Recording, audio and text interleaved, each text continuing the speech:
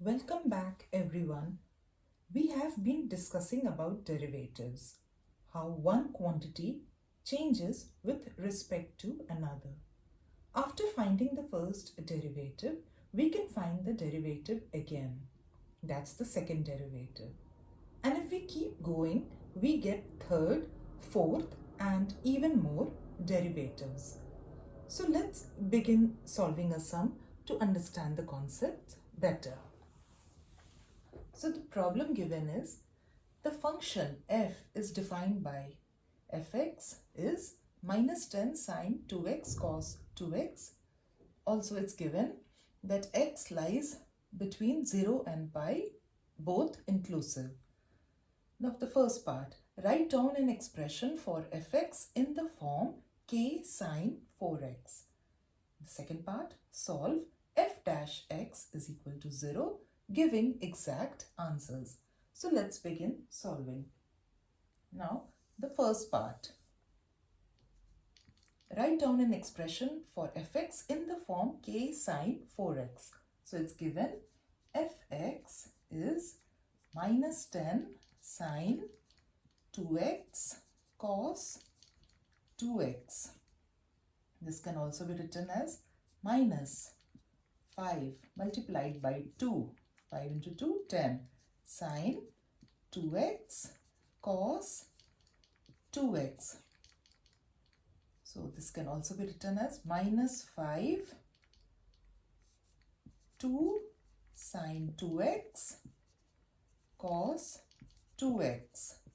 Now we know that the formula for sine 2x is sine 2x is 2 sine x cos x. So we can rewrite this as minus 5 2 minus 5 sine 4x using this formula. So fx is minus 5 sine 4x. This is the first part. Now solve f dash x is equal to 0, giving exact answers. Now let me erase this part.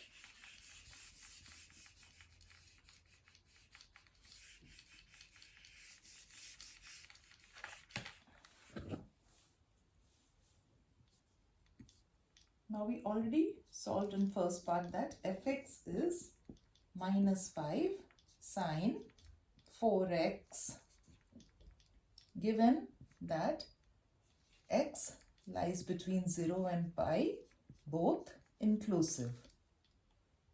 Now it's given that f dash x is 0.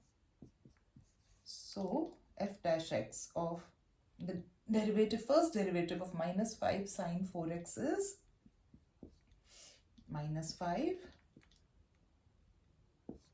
multiplied by 4 using chain rule, and then derivative of sine x is cos x. So derivative of sine 4x is cos 4x. This is equal to 0.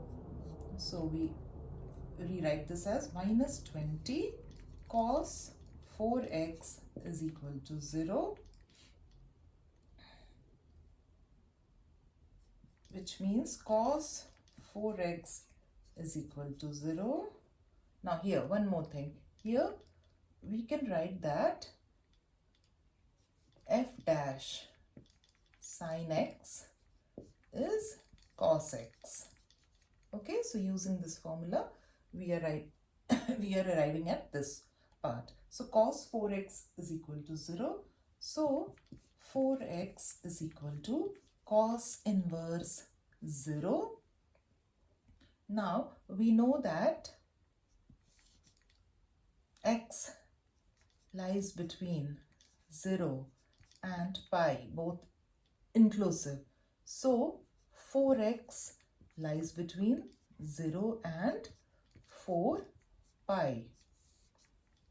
Now we draw the unit circle to find the values of x. Now Now let me draw the circle here.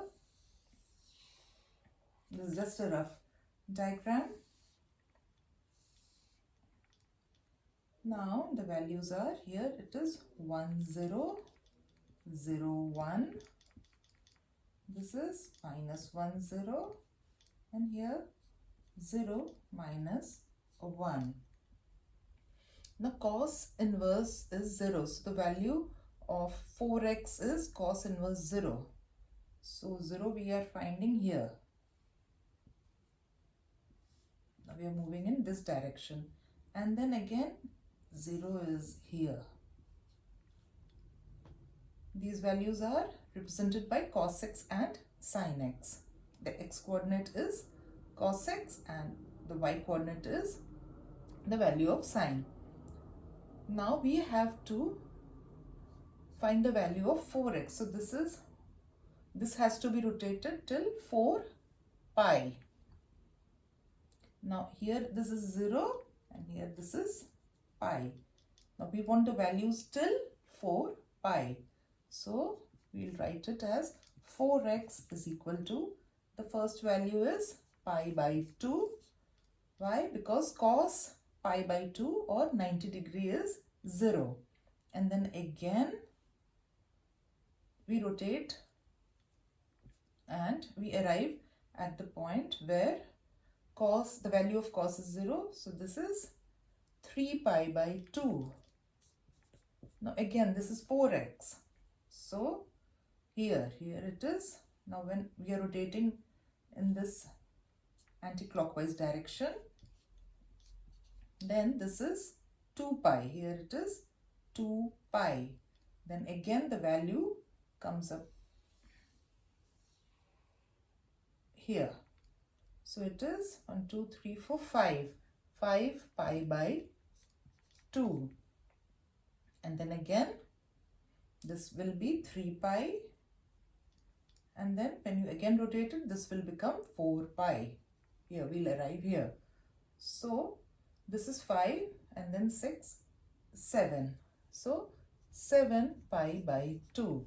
So which means x is, cross multiplying, x, the values of x are pi by 8, 3 pi by 8, 5 pi by 8 and 7 pi by 8.